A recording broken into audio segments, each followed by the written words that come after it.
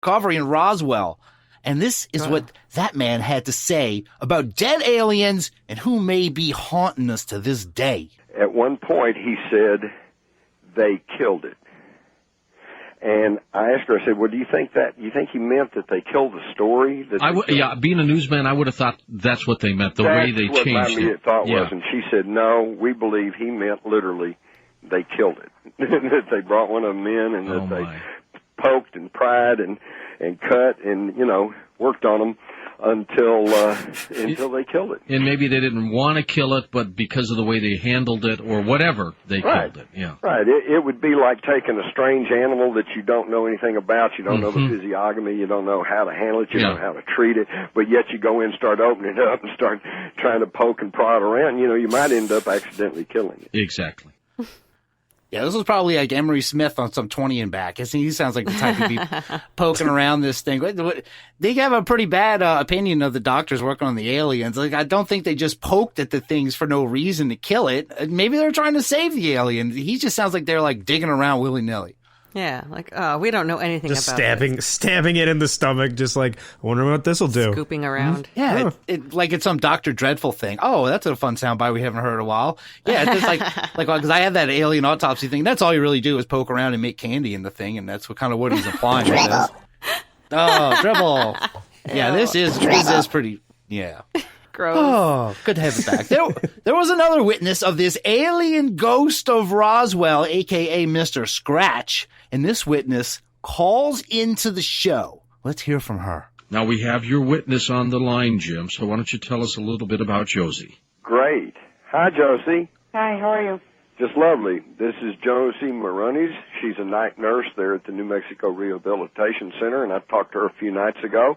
As a matter of fact, Jim, she's working tonight as we speak, so we've got you, Josie, for about how long? What do you think? Maybe 10 minutes.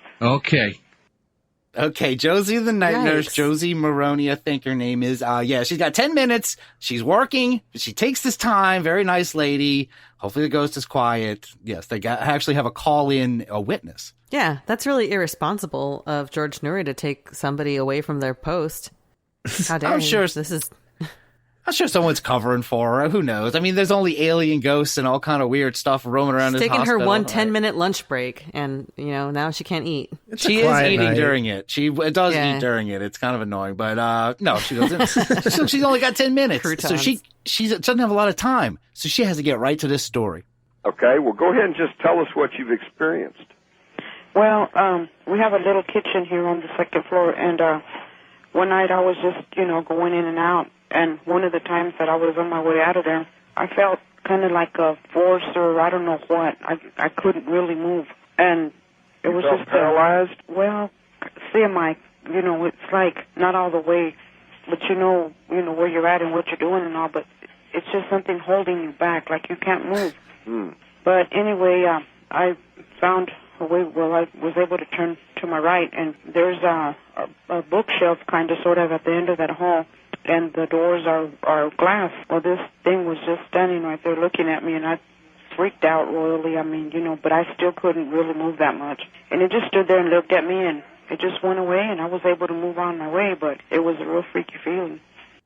Yeah, real freaky feeling. And you just get walking paralysis and you're seeing an alien gray, but he just stands there. I don't know why he's not scratching or anything. He's just there, but ugh. Yeah. That's just Mr. Scratch. Who's just stands in front of the cabinet, just standing around, not scratching. Not scratching. He's just hanging out. That's what he does, though. He's just a creepy alien who hangs out and scares people. He's just I mean, I would think like if there was an alien called Dr. Scratch. No, he is Dr. Scratch. Look, the real Dr. Scratch. I get confused. Is he a doctorate now? I don't know. Like, look, he's in a hospital. He might be a nurse, registered scratch technician. I don't know. But if this one wasn't scratching, then maybe it's another one. It's different. Scratchy. Yeah, it could be. And this wasn't Josie's only encounters. 2 weeks later, it happened again, as she goes on to hurriedly describe on her break. 2 weeks later, and tell us what happened then. The same feeling, the same spot as I was coming out of the kitchen. But like I said, this time I knew what it was. So I turned around to look, and sure enough, it was standing right there. Can you describe it? Oh, I would say it was about 5 feet tall, more or less, maybe a little shorter. It had a long neck and real wide shoulders. The head was kind of like an egg shape. It wasn't real eggy shaped, and it wasn't round or anything. I don't really remember the ears or the, facial features except for the eyes. What did the eye sockets look like, Josie? They just look like black, shiny, oblong figures. So specific. Eye sockets, dude? Specifically the sockets as George Norrie's first question. At least this was 2004. This was very early Norrie. He was very engaged in this. He wasn't going to let Jim Mars get all the questions in. Tell me about the eye sockets. Sockets. Mars would have never teed that one up. Specifically, let me know what did the earlobes look like and the kneecaps. Does he think she could see through its eyeballs? Is that like what is going on with George Norrie all of a sudden? I don't know, but did you hear her description? Now she's claiming this is alien, and the way she described it is strange, but it doesn't sound like a regular gray alien. She's talking about how long the neck is, how the shoulders are huge, but it's got a weird head at the end. It sounds really alien, but it doesn't sound. Is that a head?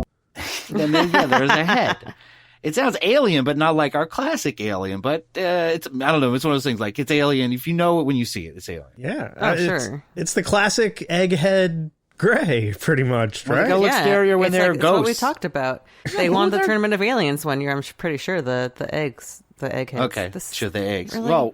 Well, that's why I have this one. My favorite hat is the only hat I ever wear now is my scrambled eggs. Don't leave home. What? Seriously, what the hell is a scrambled egg? I don't know. Scrambled eggs. We got more time to get into. Sounds like it was something like army related, maybe. I don't know. I don't know. It's an inside joke that we don't get. It's better. If anybody knows what that is, please let us know. Don't. We want just the scrambled eggs for shop. But the description, she has more description of Mr. Scratch, the alien ghost. Is the head big in comparison to the body? Not really. The shoulders were more wide than the head. Josie, if you had to look at a human ghost as opposed to the ghost you saw, what would you say about this one? How would you compare this to, what many people have described as human apparitions? I don't really know. I really couldn't say. This thing didn't have any hands on it or feet. It was like a mitten without a thumb. What? Okay. So that's the weirdest description I've ever heard. That sounds like a ghost. A mitten without a thumb is just like the classic, sheet ghost you would draw. It's like Gumby's hands. Like, yes. It's really weird. I don't know. She had me for a while. The long analogy. Neck. Yeah, at first it's got a long neck and a head and big shoulders, but then a mitten without a thumb. Interesting description. It's really weird. It's really, really weird. It's hard to wrap your head around that image. It is. And this is a hospital. Presumably people have died there. Maybe this is just some weird type. Maybe it was like a deformed dwarf or something ghost. There's one thing that she said that stuck out to me was that, before she said that it was a mitten without a thumb, that was just dumb. But that it didn't have any feet.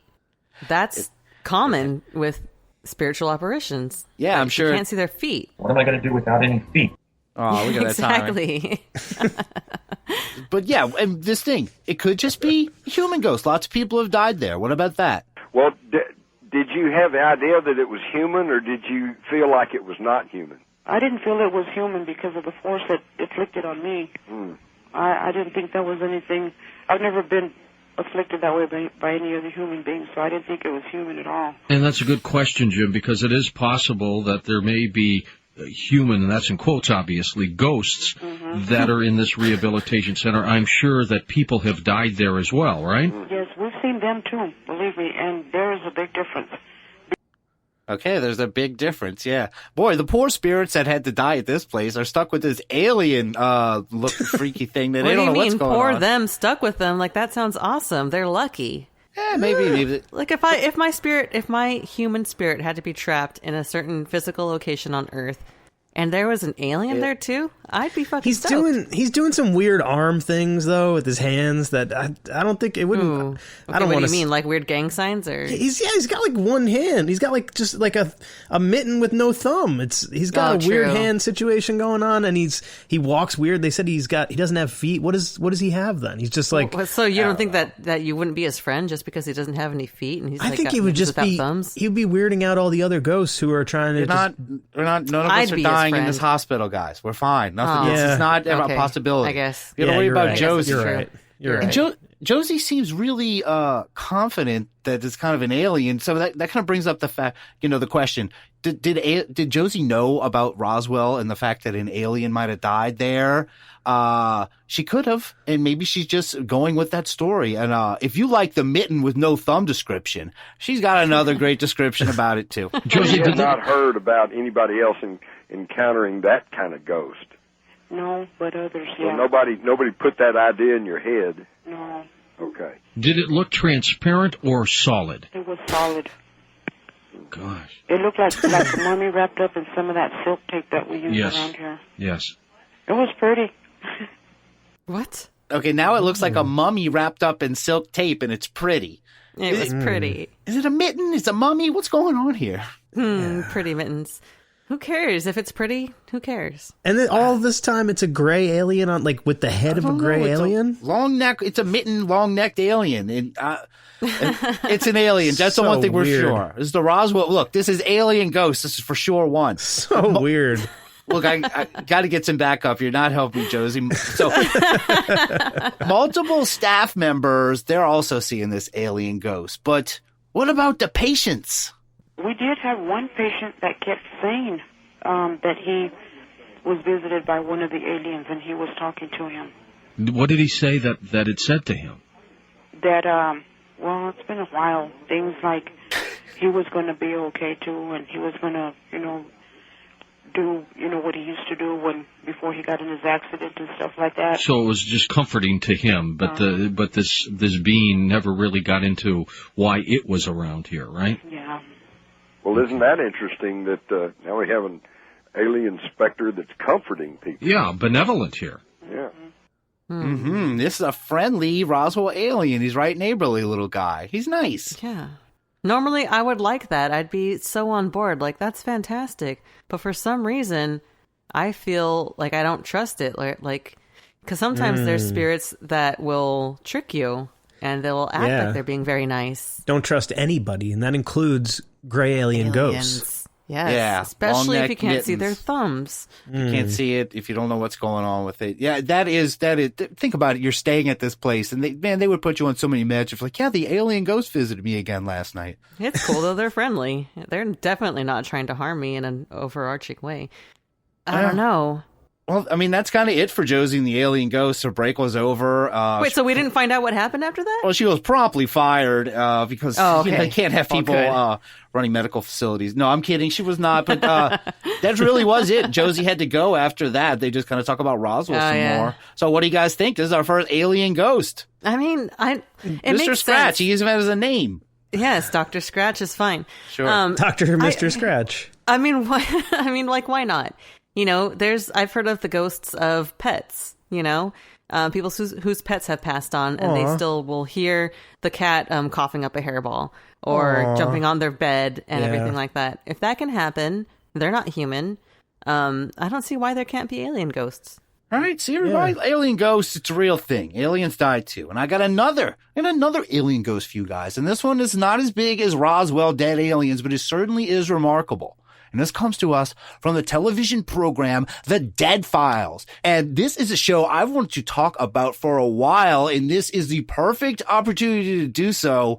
I love The Dead Files. You guys have seen this. It's something that Rob sent me a while ago, and I'm going to give a little explanation of the premise of this show, The Dead Files. The Dead Files stars a paranormal researcher / physical medium named Amy Allen and a retired New York City homicide detective named Steve DeShivi. Hey. And that sums him up right there. And the pair, they work to help people who believe that paranormal activity is ruining their lives. You guys have all seen The Dead Files, of course, right? Yeah. Yeah. Oh, man, unfortunately. It comes on right after Ghost Adventures, usually. So there you go. So you're in it every night with these guys. Always. All right. Well, I'm just getting indoctrinated into it. And I've been wanting to talk to you about it. So let's just get everybody up to speed. Here's the intro setup to the show, The Dead Files. My name is Amy Allen. Something is not right. I see dead people. This person might have been a serial killer. I speak to dead people. I get those chills. And they speak to me. He is darkness. He is evil. There's only one way to know if my findings are real. I think she broke her neck. I rely on my partner. I'm Steve DeShaw. Hey, retired New York City homicide detective. Tell me the truth. I know every person, every